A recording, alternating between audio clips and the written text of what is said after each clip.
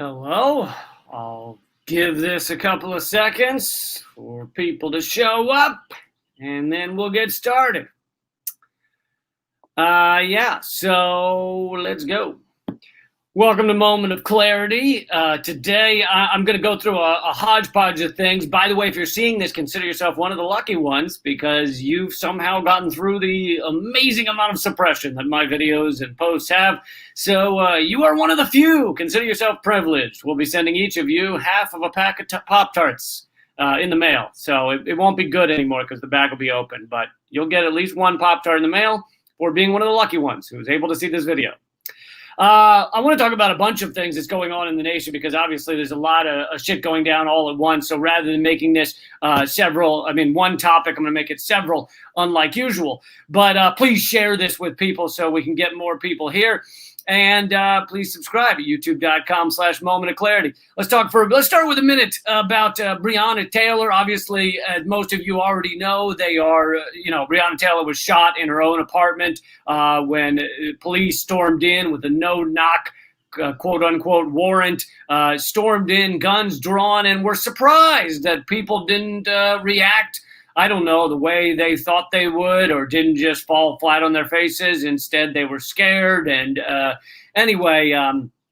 the cops then shot and killed Breonna Taylor. And we just found out that none of them will receive any charges, with the exception of one officer who didn't shoot Breonna Taylor and has already quit the police force, I hear, but instead shot a wall of a neighbor's apartment.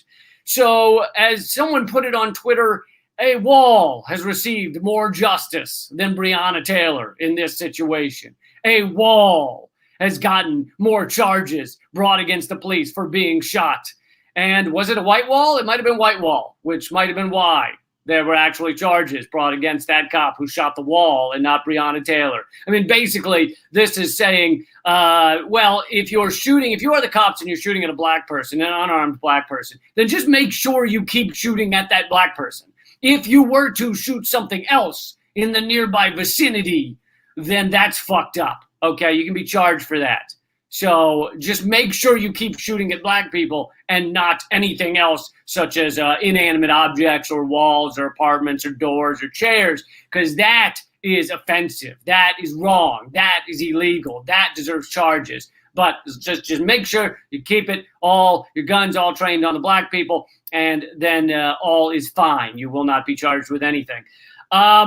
So that's what's going on in the Breonna Taylor case. Obviously, there's protests going on around the country about this. It's totally fucking horrific. But let's also move on to some other news. Trump says he's going to put forward a Supreme Court justice pick soon, and the part of that discussion that is not being heard enough is that our Supreme Court is one of the most undemocratic institutions in the country. It is not elected. It's served for life. And now we live in a time where people live to like 97 years old, and they're weird and they don't know how to eat solid foods, and yet they're still serving on the Supreme Court. Completely undemocratic. Yet, whoever Trump puts forward, have no doubt it will be someone who's been pre-approved by the oligarchy as possibly acceptable. Now, they'll quibble over, this or that. Maybe they didn't take the stance that some of the Democrats liked on gay marriage or something. But in general, it will be someone that's been approved by the corporate elite, by the corporate state that rules this country. And that would go for a Democratic pick as well. So, I'm not saying they're equal or exactly the same, but they're closer than people allow in the conversations you'll see on your mainstream media. Instead, they act like one side Lucifer, other side, a kitten that is holding marshmallows and wants to hug you and press the marshmallows against your face. Those are the two sides. If you listen to the mainstream media, Fox News will tell you that whoever Trump's going to pick is the kitten. And then mainstream media, the other mainstream media, MSNBC, CNN, NPR, they'll tell you that whoever the Democrats would pick is the kitten with the marshmallows. So, yeah, they're far closer than you would think. And really, we should be talking about how ridiculous and antiquated the Supreme Court is and how it should be at least a partially more democratic fucking system. moving on, Biden could easily win this election if he were to just even pretend to stand for any remotely progressive idea. Like if he were to just fake, if he were to do a little like pantomime about how he cares about Medicare for all, or he stands for universal basic income, which, by the way, is still a pro-capitalist idea. It's just a slightly less cutthroat pro-capitalist idea, or the Green New Deal, despite having been watered down. If he were to stand for the watered down version of the Green New Deal, if he were to stand, even pretend, even make a little show out of standing for any of those things, he could win this election in it would be a landslide. But he can't, because he's not even willing, the corporate elite are not even willing to hear those words come out of his mouth. He's so corporate and so far right. He is just a Republican. I'd say a Republican light, but he's not even that. He's really a farther right Republican, and Trump is, whatever, a neo-fascist or whatever the fuck you want to call him. But so he can't even say that those things even as a fake, as a head fake. To make progressives think that maybe this is something that they could get behind. Instead, he doesn't stand for Medicare for all, doesn't stand for defund the police, even slightly, doesn't stand for, the other things I talked about, the universal basic income, canceling debt, free student, free higher education, none of it, because he is a corporate stooge first and foremost. And, so when and if he loses this election, they will blame it on all kinds of things. They'll blame it on Russia. They'll blame it on the Green Party. They'll blame it on, anybody who was slightly left wing, but thought that Biden, had written the Patriot Act, which he bragged about, and had written the the drug law that has locked up millions upon millions of people, far more people of color. They decided they couldn't stand behind him for those reasons. They'll blame it on them for having some sort of moral core. That's very upsetting to those who will be blaming it on all these people.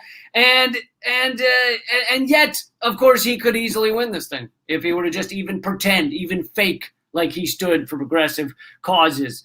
Another point about this is that the media is doing exactly the same thing that they did in 2016. They got Trump elected by giving him the final studies after the election showed that he got 10 times as much coverage as Hillary Clinton during the election and 23 times as much coverage as Bernie Sanders during the primary. And the mainstream media elected Trump. They got Trump elected by giving him 10 times as much coverage. Now they're doing the exact same thing again. They're giving him at least 10 times as much coverage as Joe Biden. And God knows how much more coverage than they gave Bernie Sanders in the primary or other candidates, people like Tulsi Gabbard or Andrew Yang or what have you. 23 times would be, I'd say, very low for the amount of coverage that they're giving Donald Trump. And so this mainstream media that acts like Trump is a tyrant, that comes to CNN and MSNBC and everything, that come running out and they say he's a fucking fascist, he's a Hitler, he's a Nazi, et cetera, and now we will give you wall-to-wall Trump coverage. And then they're going to be shocked when he wins. It's just if and when Trump wins, like I said, if and when Biden wins, if and when Trump wins, they will blame it on everything except themselves. But the mainstream media is squarely to blame for, a lot of the issues we're now facing in this country, because it's all about divide and conquer at the end of the day, right? They don't want us working together. They don't want you thinking you have something in common with a Trump voter, with someone who, yes, understands, misunderstands politically what's going on in the world, but has the same concerns about life and liberty that you probably do. They want to take care of themselves. They want to take care of their family. They want to be paid a reasonable amount. They want to not fucking live like a goddamn serf and scratching together to make ends meet. So they have a lot of the same cares as you do, yet you're told constantly to hate these people and be separate from these people and not come together with these people and not join them because they need you divided. They need this country divided. It's the only way to govern in a completely exploitative, massively destructive system. It's the only way to keep their power, is to keep us fully divided. If we were to unite, if the working class in this country were to get together and be like, oh shit, we have all the same things we all want, they would be fucked. The ruling elite, the corporate elite would be fucked. That's with 16 U's in the middle of that word. They would be super screwed.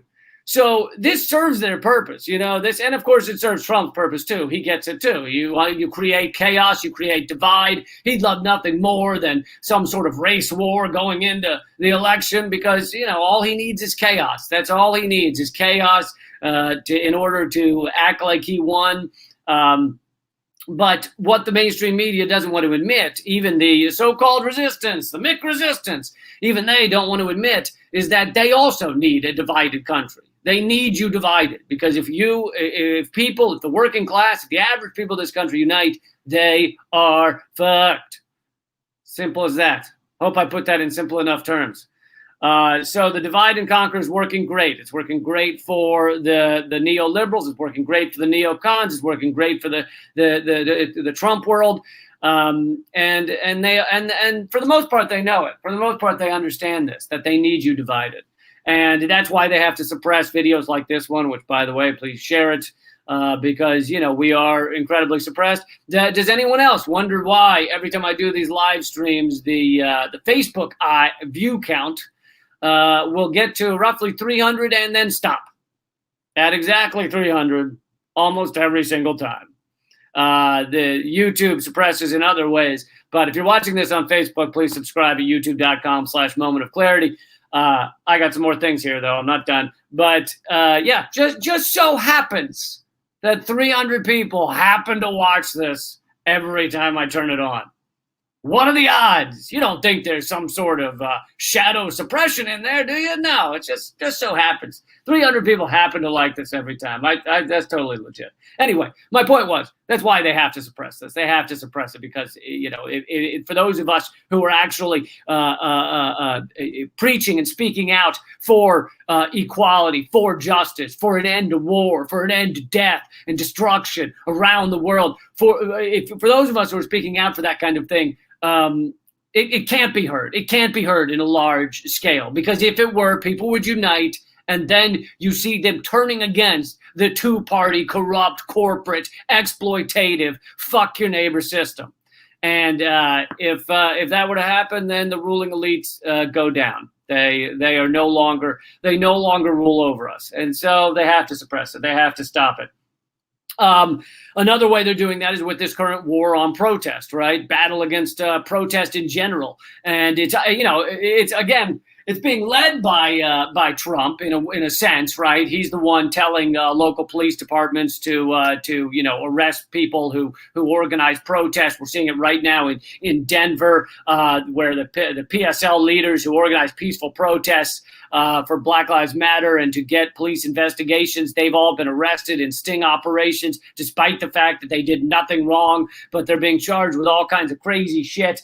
And that's it's being directed from the top, from Trump and his administration down. But that also goes for your mainstream media, the MSNBC, the neoliberal, the Mick resistance. They also want to stop protest. So they also don't cover these things most of the time. Now, they will cover some protests right now because it's good to drum up anger against Trump. But if you look at their coverage of, say, Occupy when Obama was in office, then it was basically nothing. They would cover it a little scant here and scant there, and it would be two-sided bullshit where they're like, well, I don't know, these are just rich kids sitting in a park. They cover it like that because they're trying their best to make sure it doesn't grow and keep growing and allow people to unite and stand up.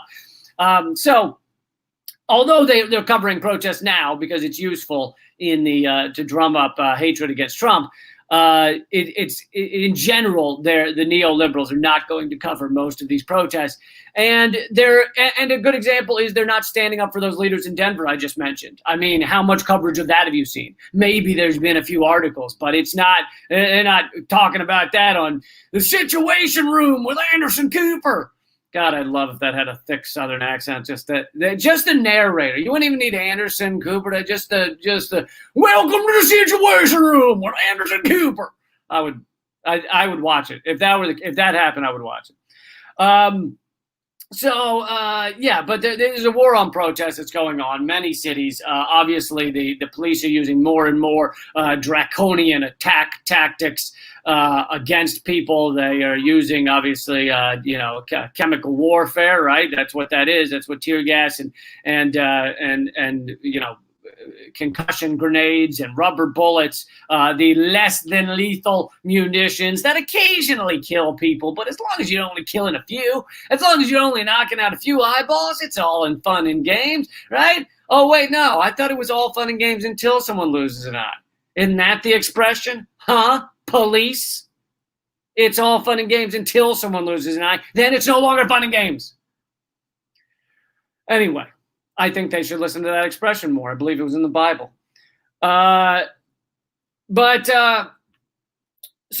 to keep going on this, what's going on in the world right now is while all of this shit's going on and while they're playing their divide and conquer games, think about what's still going on around the world. The U.S. military is quietly continuing to obliterate societies in, at least 7 countries, although we're in far more than 7 countries. And for what? For why? Why the fuck are we in these countries? No one. It serves their purpose so well that we're not even paying attention to it anymore. We're not even talking about it. How many fucking reasons have they given for why we're in Syria? Huh? Which one of them would you like to believe? Which one of their endless array of reasoning to destroy a society would you like to believe this week? Is it to get ISIS? Is it to stop Assad from using chemical weapons, even though it's been proven that didn't happen? Is it to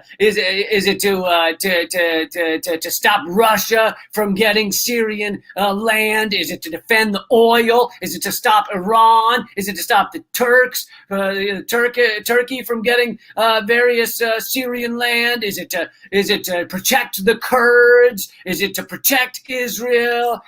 Which one is it? You military motherfuckers, huh? Which one? Which one this week is the fake reason you're giving us to be in Syria, to bomb Syria, to fund jihadists in Syria, huh? Which one this week? I don't know. I'm just asking because I want to help out. I want to help do your propaganda. I just don't know which one it is this week. I'm willing to change each week. Oh, it's not ISIS anymore. Okay, I thought it was. Oh, it's not Assad. Okay. Oh, it's not Russia. Okay, I thought it was. Oh, it's not Iran. Oh shit. It's not for the oil. Okay, I didn't know. Oh, it's not Turkey. Oh shit. I thought it was Turkey. I'm just saying. Can you write it down somewhere? I got to know which reason this week to defend the obliteration of another society thousands of miles away where our men and women can die for whatever reason we've made up. I need to know.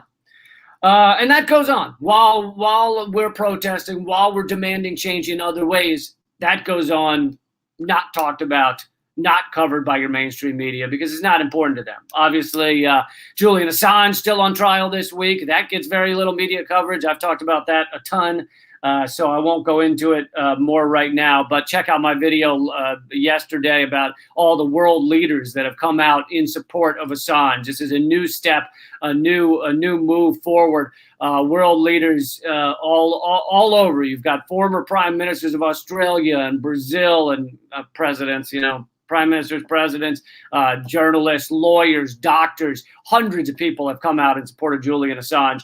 And really, people should be paying attention to that. But, your mainstream media, they didn't get time for it this week. They get to it later. Maybe. When they get around to it. After they've covered Trump's tweets for the next 24 hours, they'll get to the Assange bit. And another thing that's never talked about is how many climate refugees are we dealing with right now? Right now, so many people, all of the topics I just talked about, so many people in this country don't give a fuck about, understandably, because they're running from wildfires. They're running from floods. They're running from some of the largest hurricanes we've ever seen.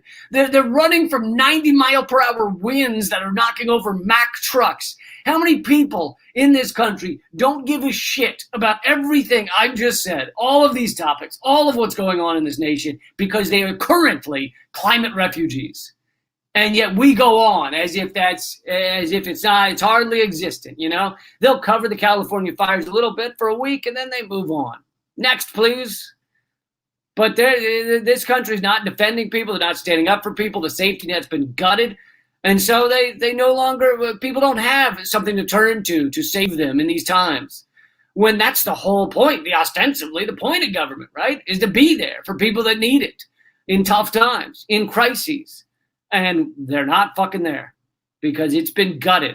It's been gutted in every way possible by both sides, by both Democrats and Republicans, the two corporate parties.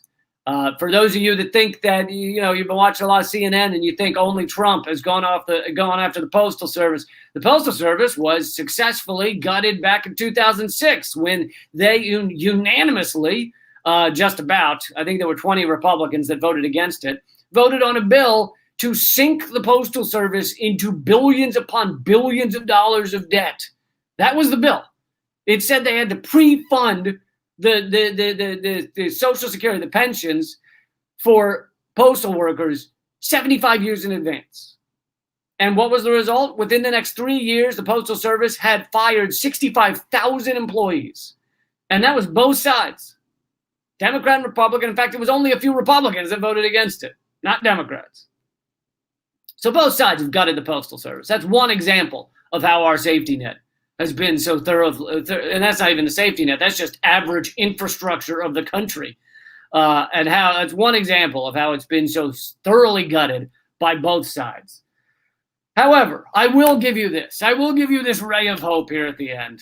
And by the way, please share this video. Tell people about it. If you ever miss a video, just go to leecamp.com. I'm doing them almost every single day, except sometimes.